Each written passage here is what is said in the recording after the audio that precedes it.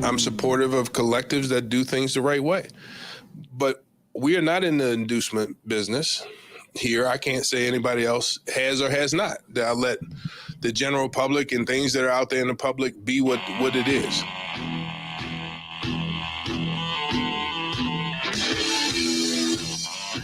All right, welcome in. That was Warde Manuel.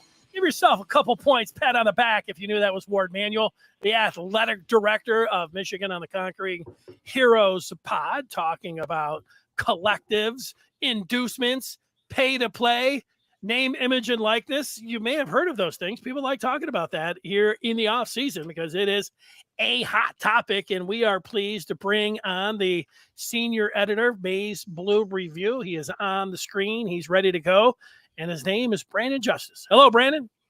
Hi, how you doing, Dennis? Appreciate you having me on, as always. Well, it's great to have you on, and you've been putting in the work on a variety of fronts. I've been enjoying it. It's your time of year, baseball. You being the baseball guy and you loving baseball, it's really coming through. But I see your work on name, image, and likeness and recruiting. So it's a really good time it's always a good time, but it seems like a great time to have you on right now. I appreciate it. Yeah, it's one of those things where this industry kind of gives you sort of like an avenue to capitalize on some opportunities. You get some windows, and really it is what you make of it. Try to play this whole thing long term, and relationships and all that. So it's worked out good, and we've had some good coverage with Maize Blue Review across all categories. Zach's doing a tremendous job with recruiting, and Josh is as connected as he's ever been, and so things are going good, and I appreciate it, and look forward to talking to you today about various things. I feel it. I feel the momentum, and I see it. Speaking of windows, we've got a window up with our call number. You can see that in the chat.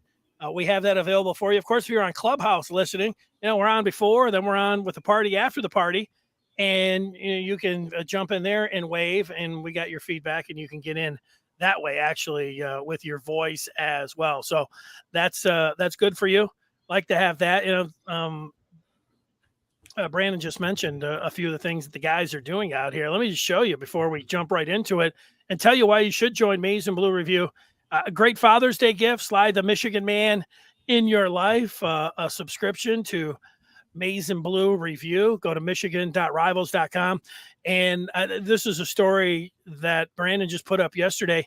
Actually, it's just a post, and he had 8 recruits Michigan feels good about, and he had them in tears.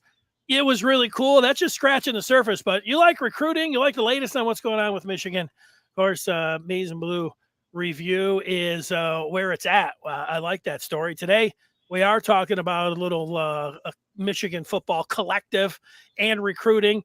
And up in that right corner of the screen, Michigan baseball, it was their Twitter feed when they won the Big Ten tournament. And, I didn't get to ask you about the wild weekend, last weekend against Louisville. There was the big blowout. It's set up for the elimination game. And then there was the weather that forced a delay. And then Michigan was in the lead and things were looking good. And then, man, the umpires, whether it was the second base umpire back there and then the home plate umpire squeezing him on a pitch, man, that was a tough way to go down, Brandon. Tough way to go down. Yeah, it's funny, man. Like, baseball always goes that way. I swear almost every game goes similar to that, where it's really just decided in moments and pitches that extend innings, what that can do for you if you're the opposition and what it does against you if you're the team, unfortunately, on the wrong side of things like Michigan. It flips the whole game on its head.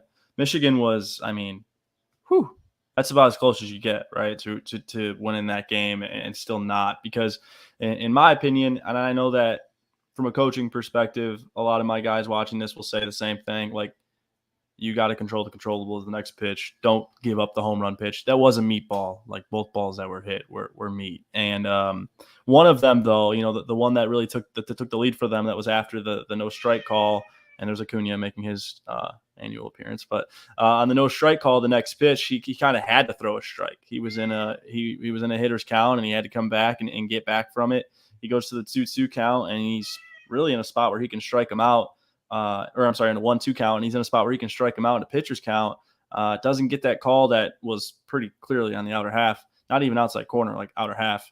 And then the next pitch is 2-2, and there's he's trying not to force anything, but he does, and it gets blasted, and Louisville wins the game. But we know what it boils down to. The call at second base led to the tie game, and then that pitch led to the lead. There's, and that's just how baseball goes, because that guy being called safe at second base didn't result in the game being tied, right, in the play itself. And Right. that strike three not being called wasn't a 2-run call in that moment, but it's both in scenarios a pitch later, right? And that's baseball. That's how it goes. Unfortunately, Michigan was on the wrong side of it there, and I think we'll look back on that for a long time. That was a screw job if I've ever seen one, I would say. Yeah, Oda's saying on the feedback that he still has a bad taste with the favoritism played in baseball. He was out at second. Louisville strikes again. Well, they were at home, and I complain about replay all the time. And when you look at the guidelines, it is supposed to be irrefutable video evidence, and we know that it's not like that all the time. Sometimes you can go down and you can go either way. Now, you could make the case that was so close that wasn't irrefutable video evidence. I mean, crystal clear. If you'd have 100 people, all 100 say, oh, yeah, safe or out. So, there could have been just a little bit, although it looked very close. It was very close to the standard of irrefutable video evidence. But right. The problem is, it's not. It's like if you miss that call without review, like that's one thing, but you get to review it. So I'm to the stage right now, and I was last week. I didn't really say anything about it, but there I was watching the Tigers game last night. I'm watching these pitches. They've got the track and everything. This pitch, the ball's clearly outside. Guy's going up with the right hand. Torkelson, these guys are all looking back. I am ready for after all of the thing about irrefutable video evidence and everything. I'm ready for challenges on balls and strike. I am ready for them to put a Cyclops back there. And if I don't know how many they could go with, but every batter gets a challenge throughout the game, and if he's ready to do it, I would save mine for a called third strike. But I would at least like to see them experiment with it in spring trainings, and I don't care if the umpires are going to get upset about them, being challenged. It should be a guide and a tool that they can use. But I'm ready for that. I've had enough of these pitches clearly, almost hitting the ground and the guy going up with the right hand. It's ridiculous. Yeah, I'm on the opposite side just because, and I know that you're kind of emphasizing it, so I get it. But I would hate robot umps, and I would hate like a perfect game, because I think we've all been there in baseball. Like, we've all been on the side of it where it sucks, and it takes something away from a special season for Michigan, a special postseason run, I should say, and all that. But we've also all been on the right side of it. It's just human error, and I think that's, my shirt says pastime, if I can point at it the right way.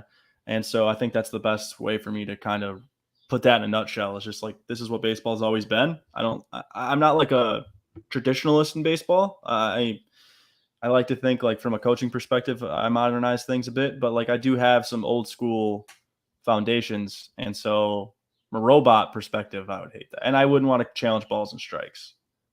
In a perfect world, yeah, because of course, but like, we're not going to get that at the high school level. So to me, probably not college either. So to me, it gets to the point where pro development starts to get in question there.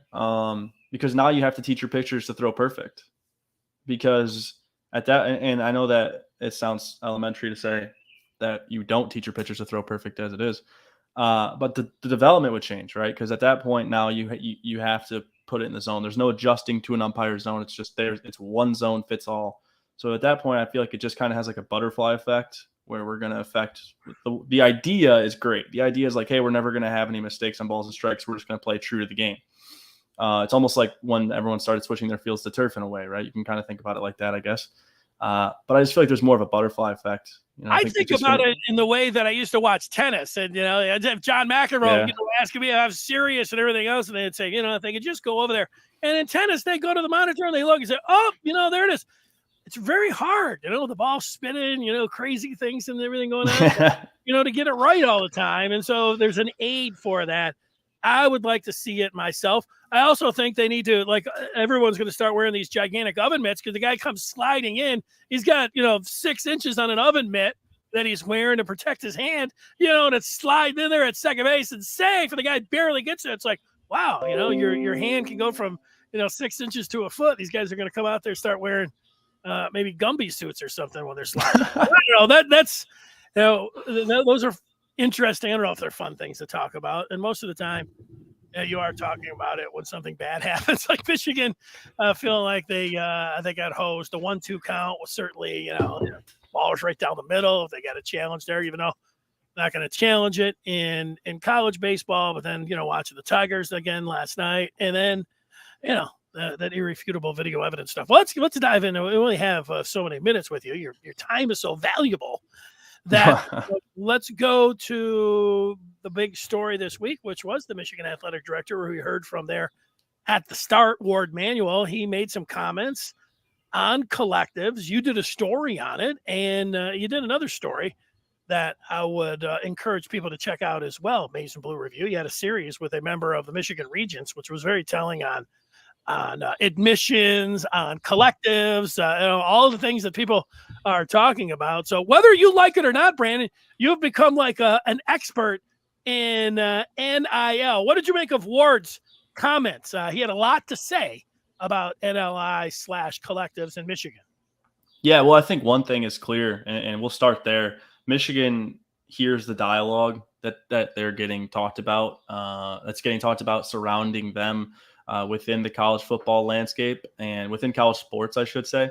And a lot of people have thought, especially within Michigan internally, not the program, but its fans, I should say. So the fan base has really pushed back on what Michigan has done for NIL and what they're doing for NIL. And I think Michigan started to kind of hear that. And I think Warde Manuel felt that he had this opportunity with the podcast with Jansen to kind of clear the air on all of these things and really, I guess, kind of set things straight and really go all in and tell all in a way.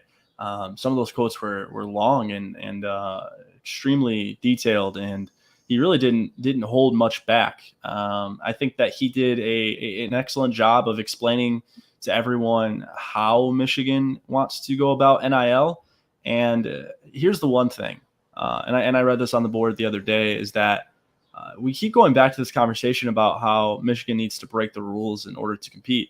At the end of the day, Michigan is never going to be that sort of program with Warde Manuel at the top. And I would say if it weren't Warde, no matter who it was, the Board of Regents would never oversee that. Nobody within that university and that institution would let like a wrongdoing that's really damning fly, right? Like that's just not going to happen here. And I remember when we were talking about NIL back in October or November, whenever that was, and we started to discuss how it was kind of a slow play for Michigan. And when I talked to Jordan Acker, and he's the chair of the Board of Regents for University of Michigan, and when we had the interview with him, his dialect was really like, hey, we're doing a lot of good things, but we're never going to do the stuff we're not supposed to do. So when we were originally talking about it, I thought, and you remember this, just like off of a hunch, I thought to myself, okay, Michigan is a cross your T's, dot your I's school. It always has been. So just reading the trends and covering this program and covering this university for the years that I have, not many, but enough to gather these kinds of things, I figured that was the case. They were just making sure this whole thing was going to be sustainable, and that this was going to be done the right way, and that they weren't going to make things happen right now that wasn't going to help them down the road or hurt them down the road, conversely. So, and that's exactly, and when I was talking with Jordan Acker about it, he replied with, like, that's pretty much how we went about it. Was we wanted to build something sustainable and make something happen. And the beautiful city of Trenton, Michigan always provides the city sounds during the show, whether it's the cat or the car.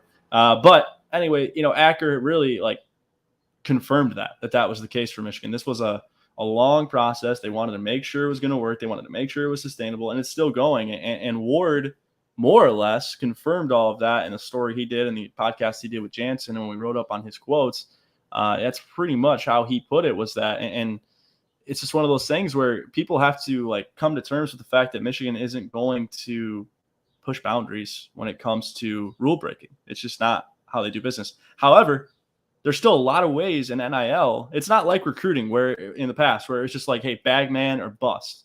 Like, you're either going to pay the kid and get them, or you're not. And like, that's how you cheat. Right. And then there's like those little tiny things where it's like, oh, you're texting at the wrong time or whatever. Like, I'm not going to dive into any of that. But as far as like paying players goes, like that was egregious. That was like a fine line that everyone saw. It was right there in front of you.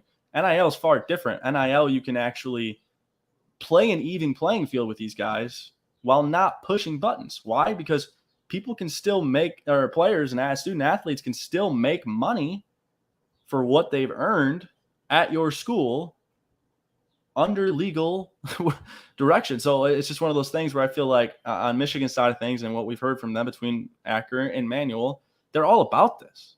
And the misconception is that they're not, that they don't like it. They're all for it. They're making it happen. They're just going to do it the right way and maximize the potential of it while still staying within the guidelines. Yeah, I think Michigan, this is what I think, and this is what I hope.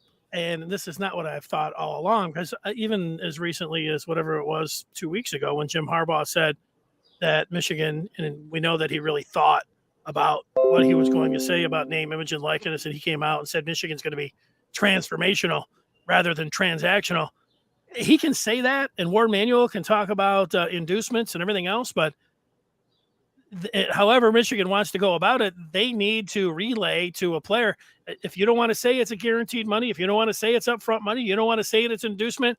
But when it comes to a guy like Dante Moore, who's going down to College Station in Texas this year or this weekend, and he's going to be down there with Jimbo Fisher and everything else, those guys that run their collective, maybe it's not Jimbo, but Jimbo's going to say, hey, Dante, we're going to let you in the door with a couple of these guys. And these guys are going to come in and say, yeah, Dante, you got $3-4 million here. And Michigan just needs to relay whenever they talk to Dante Moore, like, yeah, we're not giving you the money up front, but here's the opportunity to make it. And the opportunity can be in quotations, which might as well be upfront money. It's a very small gap to me between promising and saying you have the opportunity. And I look at the two offensive linemen driving around in a car recently.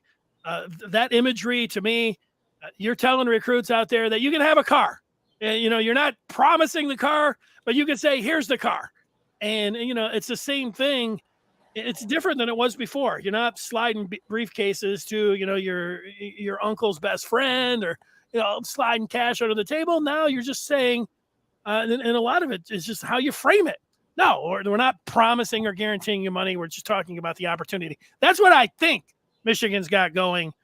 And they're saying all this, not to make themselves sound good, but technically, you can't go out there and promise things. So, but I think behind the scenes, that Michigan is going to be competitive. That's the hope. What do you think of that? I think that's absolutely their goal. Is to they first of all, they know that they need to compete with NIL. They know that NIL is not something that is negotiable for them to pursue. They know that if they're going to stay relevant at the top of college sports, which they were damn near Directors Cup champions this year, falling behind Texas and finishing second. So they understand how much of a prestige their athletics is at now, but they also understand that if they don't build a sustainable, program within NIL that's going to have longevity to it and a plan, both long and short term, then their relevancy is going to take a decline. Right? Because if Michigan doesn't pursue NIL right here, right now, maybe they're not affected right here, right now as much. Maybe they're still good at football this season. Maybe their juniors and seniors throughout their university are still going to perform in other athletics. But they understand if they don't start to build this foundation with NIL now, then when these classes who are kind of like the NIL boomers, almost like baby boomers, but with NIL, right, where they're all of a sudden everyone's all about like trying to figure out NIL and trying to get in and yada, yada, yada. They understand if they don't have something prepared now for those classes, when they get here, they'll fall off gradually. So they understand how important this is. They get that this is a non-negotiable among the Michigan administrators to make NIL a priority within their athletic programs. It's going to happen. It is happening. And I think that Warde Manuel coming out and telling all, quote unquote, is a sign that they're trying to, not only are they trying to build this internally, but they're trying to let people know like, hey, I don't think you understand how this whole NIL thing really works. So here's the A, B, and C behind it. And here's the X, Y, and Z of what we're going to do at the end of it. And come along for the ride. So to me, it's like Michigan, from a common sense perspective, Michigan is doing all it can do to build something sustainable that's long term. They're not doing these flashy deals. They're not like doing the $1 million car dealership stuff a month into your school year and then transferring out the next month to Texas. That's not happening, right? They don't have to worry. And so the schools that did try to do that, let's think about it. The schools that did that, like Ohio State, who I just referenced with the Quinn Ewers thing, $1.2 million. He's only there for 2 months and then he's back to Texas. And what did you do for it? And what did Ohio State lose from it? Will Ohio State ever get that dealership to get involved in another NIL deal? These are all things to consider. Michigan's not burning bridges. Michigan's not, I think, hurting their reputation, because if you don't think people looked at Ohio State with a negative light over the Ewers thing, then you're wrong, because everyone saw that and he made Ohio State look silly. So I think they're doing a good job, man. I don't know how else to say that. People might think that's like biased or brown nosing. I look at this from a logical, even-keeled perspective, and I see the long term and I see the sustainability, and I compare it to the other NIL programs around the country. I see how much they're doing for every athlete, from the high ends like the JJs and all the way down to, the not so much the walk-ons as much, but the more of the PWOs. Those guys are still doing things, right? So they're taking care of their guys and girls, and I think that's what matters. And the sustainability is what's going to end up being the difference maker and the X factor in their programs compared to others. Well, so far, what I've seen from you when you talk or when you write, you're just giving your opinion, and you're not looking to fan the flames or trying to get just hits. You're telling it like it is. Now, I got to pick up the tempo because I said I was only going to keep you for 15 minutes. It's past 20. Oh, you're fine. I got time. Don't worry about it. 3 things for you. I'm going to go to the feedback with Antoine. I've got something on recruiting and something on baseball. So we'll do this fast. We'll have just a minute response. Here's the feedback from Antoine. It's a double decker here. He says, chances are college football won't hand out any penalties because everyone is doing NIL deals, either legit or not. College football would have to penalize the whole league. He said he never did like NIL because I knew it would happen. Anybody with common sense could see the trouble coming, but you have to do it or left behind. He thinks college football should treat this actually what it is, a business, and start giving contracts to have structure. Other than that, we will have chaos. What do you think?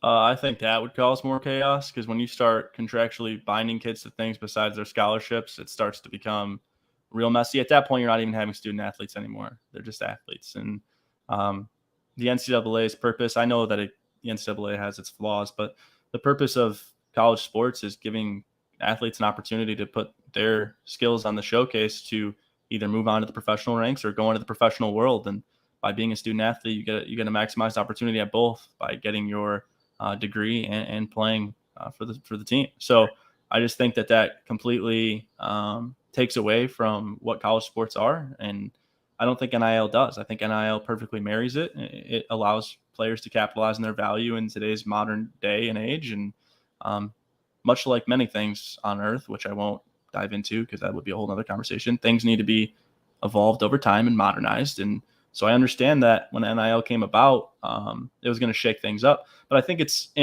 on the surface, as it gets more constructed, and Antoine, I agree, there are some things that need to be ironed out and some corners that need to be edged and all that. Don't get me wrong. I just think that when you think about this NIL thing, like, all it's doing is allowing players to manage themselves and to maximize themselves. Michigan can bring in collectives like, Valiant is providing a ton. MGO DAO is supposed to be an NFT marketplace for them. We'll see. I mean, I know that that's kind of a messy subject right now, but see how that plays out. And there's other things involved there. And so Michigan's allowed to work with, Influencer, the app, where they're able to connect to them. But really a lot of this is kind of like athlete dependent. Like, a lot of these guys are making their own waves in the NIL and having fun doing it, and taking ownership in themselves and like their own business, which is almost like not so much like a self-proprietor, but you're almost becoming self-employed and making money for yourself by finding different brands. Now, Michigan, of course, can assist in that department, but a lot of these kids, like, think about JJ McCarthy and the camp that he ran in less than a month ago out in Chicago, the big mega camp, I think they called it, because they couldn't use the copyright of the Big Ten champs. You were there. Big champs mega. Yes, I was there. And JJ, if you're watching this, we should do that interview. Anyway, so I got to tell you that story, Dennis. So anywho, he did that all himself with his dad's help. But I mean, that was entirely him. Michigan didn't call in and set that thing up. He did that on his own, right? And so a lot of these kids are able to do that. And so you got Dante Moore on the screen. I know we're going to dive into him, but Dante Moore is being presented with brands that are willing to work with him and all of that and everything if and when NIL becomes an opportunity for him at whichever school he goes to. And so he knows the brands that he can work with already without even being there, I would imagine. And that's without any help from the school itself. He just kind of has a name for himself, but the school itself obviously helps too. What I'm trying to point out, Antoine, what I'm trying to do to answer your question here is that the chaotic side of it comes from contractually binding these kids to their deals and contractually binding them to many things. And then it kind of like poisons the foundation of what college sports is. But Dennis, you were going to say something. Well, I was going to give a shout out to the U of M Club of Greater Detroit, who hooked up Charles Woodson to come in there and give a talk at that McCarthy camp. Somebody reached out and told me that they were behind that. And I just wanted to make a point about Warde Manuel. Besides playing golf all the time, Ward also sits on a lot of Zooms and committees and subcommittees, and I'm sure Kevin Warren has been in a few of those. And if you listen closely to that podcast, there's a lot of times that he's pointing out that these guys are not paid employees, that they do not want them to be, just employees. That is something that is going to cross the line that they don't want to see. They want to separate themselves from the name, image, and likeness. Michigan is academics. The name, image, and likeness they can't do anything about. He said that a number of times too. But they do have to work behind the scenes in harmony, which is a weird thing. That's why it's not perfectly set where this means this and, oh, wait, he can't really talk, but we know that they are actually talking, which, makes it a little bit strange. But that's where we're at. Dante Moore is visiting Texas A&M. I know this. If Michigan somehow lands Dante Moore, and he hasn't said when he's going to make an announcement or even trim his list or any of that, but that would answer any questions for me about name, image, and likeness, because Dante Moore, Texas A&M, Phil Knight in Oregon, LSU, and all of those teams are going to be offering, whether you want to say opportunities or straight up signing bonuses, it's going to be in the seven figures. It might be $2 million. It might be $3 million. So if somehow Michigan does land Dante Moore, I'm not going to cry or say anything about any name, image, and likeness. They will have proved that, that they are there and they are in the mix. And the fact will be that they would have been able to deliver a guy like Dante Moore, who we know is being offered big sums of money up front. Yeah, I mean, Dante Moore is, if you're watching this, I would imagine you know who he is. Right? He's this 5-star protege type of top 10 recruit from Michigan's backyard at Detroit King. Has all the makings of a professional quarterback, does things like the decision making and his touch on the short to medium stuff is real elite, working on the deep field stuff, but has the opportunity to be a legendary quarterback wherever he's at, but especially at Michigan, where he's from, and where he kind of grew up and the school that he's kind of quote unquote flirted with the longest. But you asked this question a month or so ago, and you're starting to think like he's 100% going to Notre Dame. And you're really thinking if it's not Notre Dame, it certainly isn't going to be Michigan, with some other schools in the mix there too. But Michigan really capitalized on the opportunity with the visit. Seemed like, and don't quote me on this, but seemed like the whole CJ Carr thing was really going to help Michigan with Dante Moore, because he ends up going to Notre Dame, where we kind of had thought Dante Moore was going to end up and slot at. But CJ Carr goes to Notre Dame, and Michigan's like, hey, look, man, like, we're not trying to get both of you in here at the same time. We're just trying. We want you. We're going to zero in on you. And Michigan saw this window where they were like, well, it's one or the other. We know Michigan likes quarterbacks in the 24 class better than Carr, like Jaden Davis. And if Carr decides to reclassify to the 2023 class, Dante Moore and CJ Carr are two guys that don't want to be in the same room in the same class at the same time. Because again, I know that there's probably some old schoolers watching this or some new schoolers watching it that have old school mentality, where you're thinking like, oh, competition. Like, I'm all about that 110%. But in college sports today, so much of this has to be logical. Like, that's an emotional thought. To want to go somewhere to beat somebody out is an emotional thought. To go somewhere where you clearly have a better window of opportunity to play, and academic programs, environment, facilities, all of those things too, NIL, all those things included. But what it boiled down to was I don't think both of those guys were going to end up here. And I think CJ wants to play sooner than Michigan expects him to. So, and I don't know if that's going to be pulled off either. But at the end of the day, I mean, Dante Moore was who they zeroed in on. And they had an opportunity to kind of prioritize CJ Carr, but they didn't down the stretch. And that's what inevitably motivated him to just make his decision when he did rather than waiting. And Michigan decided on Dante Moore that this is going to be our guy. So they're going to live by the sword and die by the sword in the 23 class with Dante Moore. And as things stand, they look good. But Texas A&M and Ohio State and plenty of other visits ahead for him. And I don't know how long this will drag out. But they're in a much better spot today than they were a month ago. And that's the thing is we had this whole recruiting panic talk, 2 months ago, where everyone was just on the panic button. I feel like people still are. But they have a big weekend with Dante Moore last weekend. And then this past weekend, they have a big weekend with several guys. And all of a sudden, we're starting to turn that switch again. And here comes Michigan. They're going to recruit, and everyone can calm down. Well, if they get to July 4th and they haul in some big-time players, the panic will just go to concern. The DEF CON will, instead of going to 3, it'll be at 2 or whatever. Okay, speaking as we have today about deals and Warde Manuel and baseball, we have the Michigan baseball coach, Erik Bakich, and he is being pursued by Clemson.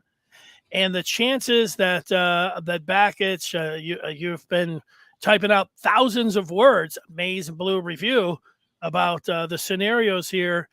Give us the Reader's Digest about Bakich and the possibility that he stays or goes. So this all started. Let's take you back to the regular season, and I'll make this a quick, like you said, Reader's Digest. I got all day. I know. I know I'm a rambler sometimes, Dennis. Don't you worry. I'm not great for radio. So anywho, we'll take it back to the regular season. And Michigan's struggling big time. The team ERA is eclipsed 7 at one point, and was historically bad for them. I mean, we're talking like bottom 250 in the country out of not too many more teams than 250. Tigers. So Michigan knew. Sorry, yeah, go ahead.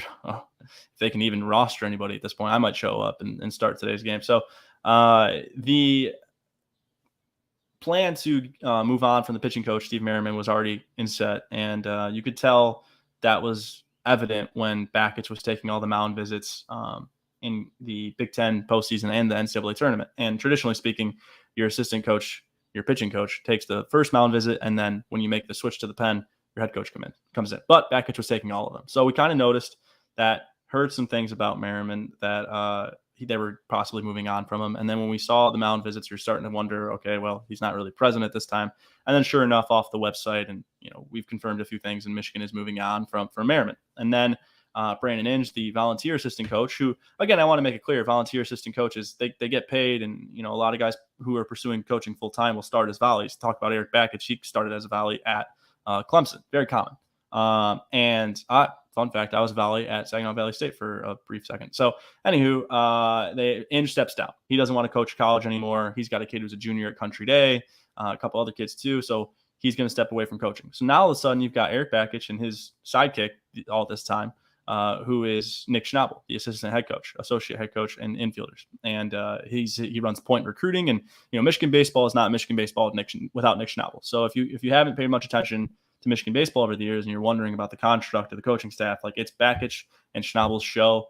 And Feder was the guy who made pitching what it was, but as far as the team energy and the culture, it's those two guys. So it's hard to imagine those two wanting to split up the band, so to say.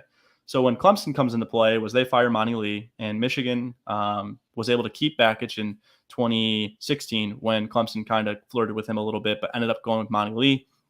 They fire Monty Lee after 5 seasons. And then I immediately identify Bakich as their top guy. There's history there. Bakich was the volunteer assistant coach there in 2002 with Tim Corbin, who was a full-time assistant coach.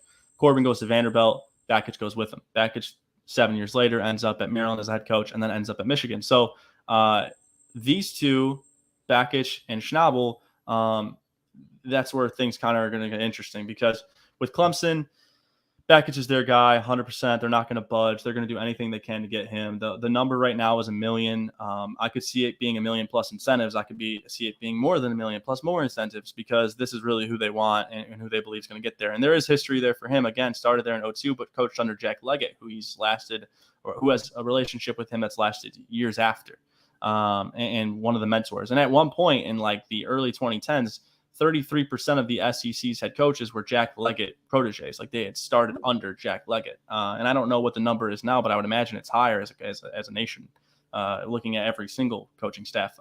So that means a lot to him. Clemson means a lot to him. Bakich is from Cali, from San Jose, but he played baseball at Eastern Carolina, immediately went to Clemson thereafter, and went to Tennessee. This guy has been in the South. Baseball is in the South. And then you start to look at that side of it, where it's Clemson, and he's in a recruiting hotbed. The Carolinas have fantastic baseball, but not to mention they're bordering Georgia, and they're right by Florida, which are two of the top 3 states in the country for baseball too. So while Michigan is trending upwards in recruiting, in baseball recruiting, it's surely not Georgia, Florida, or the Carolinas. So he gets a recruiting hotbed. He gets a program that is a revenue for Clemson. Like baseball makes money at Clemson and in the ACC. He's in a conference that's unequivocally better than the Big Ten.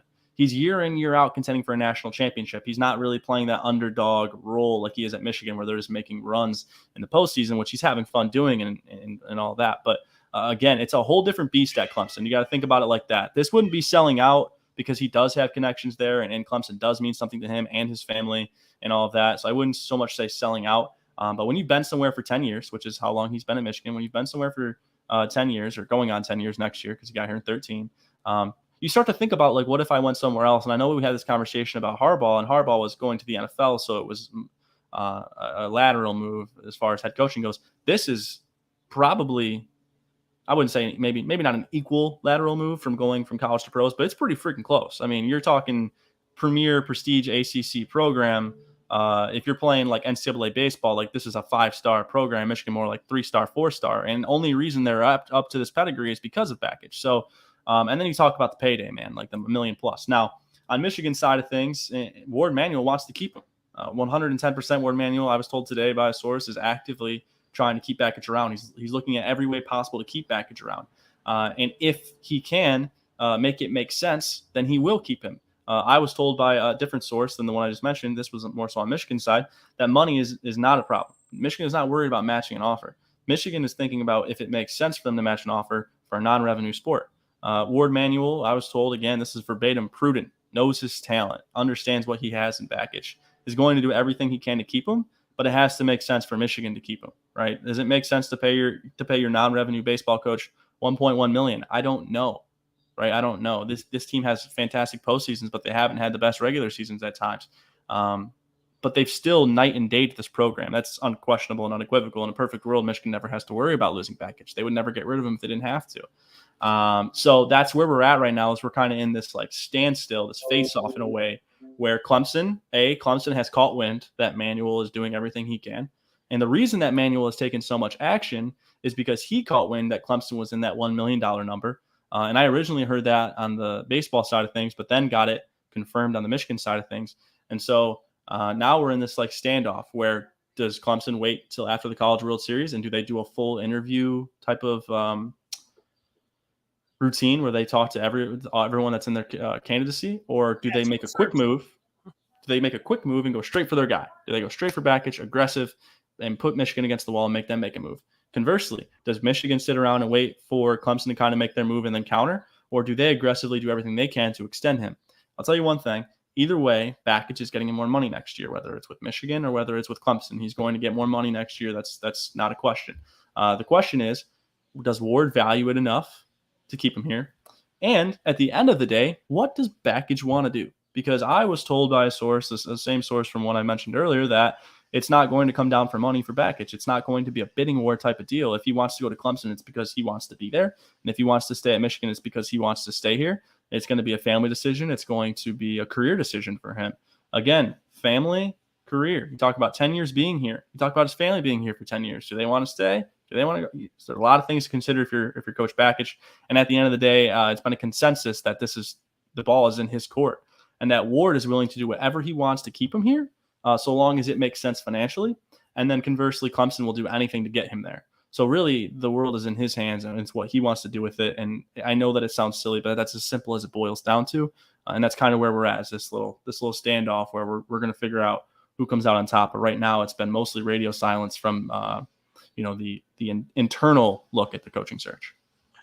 Well, here I was joking about Ward just playing golf every day, but he's got this baseball thing to deal with. He's got the hockey thing to deal with. It's not like he's just sitting around playing golf all day long. He might be able to get 18 in, but he's got a lot of things to do. He can't just sit around celebrating that football Big Ten championship like maybe I thought that he would be able to do. He's got some things going on. You do as well. That's great work all day long, all night long. Maize and Blue Review. Great job. Look forward to talking with you again, Brandon. Oh, and before we go, yeah, shout out to Coach Ryan Kelly, Wayne State baseball. Just want to make sure I give him a shout out. RK is a legend. Last time I was on here, he was on the show, and I forgot to shout him out before I left. So I gotta right my wrongs there. So shout out to Wayne State baseball, historical year. There you go. Brandon Justice, senior editor, Maize and Blue Review. We'll be back tomorrow at 1:00. Michigan football today. Till then, everybody have themselves a great day. It's going to be a hot one tomorrow.